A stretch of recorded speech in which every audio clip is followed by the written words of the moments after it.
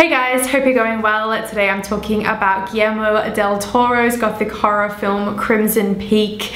I'm a little bit late to the party on this one. It was released 2 weeks ago on October 16th, but better late than never. Now, Guillermo is responsible for one of my all-time favorite fantasy dramas, and that is Pan's Labyrinth from 2006.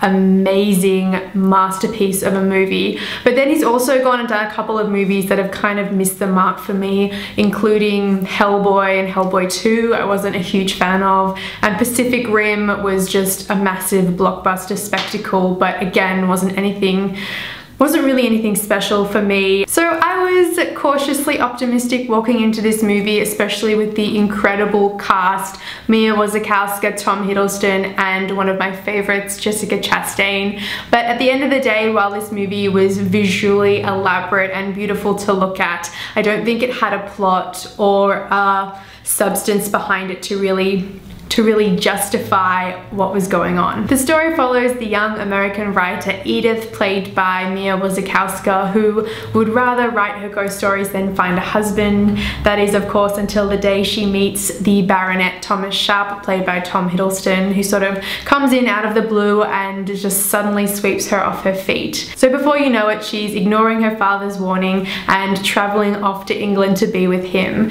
So he lives in this incredible mansion called Allerdale Hall with his slightly weird sister Lucille, played by Jessica Chastain, and everything kind of unfolds there. The production set that they've made for Allerdale Hall is so elaborate and detailed. It's pretty incredible to watch. In fact, Guillermo is quoted as saying that this is his most beautiful film that he's ever made. And visually, the movie is absolutely stunning. Everything around the house. The house is also mounted, or it's sort of set on these red clay pits. So there's all this red clay that kind of seeps through the floorboards and really sets the tone for this creepy story. So Edith is all alone in this strange new environment, and she's trying to make relationships with Thomas and with Lucille, and she's finding a lot of resistance from the both of them for various reasons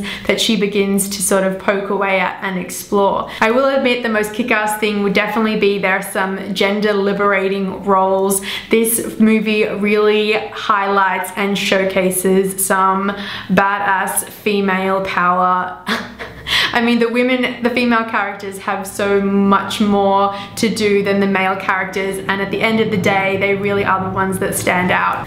Jessica Chastain was easily my favorite character as the very mysterious and very cold, stern sister. I thought that she did a really excellent job, and her character is the one that comes to life the most throughout the story. This is a movie that is gothic romance perfection. It really did feel like a throwback to these old gothic eerie movies of yesteryear, but if it doesn't have the substance and the story to kind of back it up and the justifications for why the characters are acting the way they're acting, in that I think the story could definitely have been stronger. That's not to say that the characters weren't really great on their own. I really loved and enjoyed all the characters and their relationships with one another. It really did make for a very interesting sort of triangle with the three leads. This was made for $55 million, and it took back only something like 52 million worldwide at the box office, so that would be considered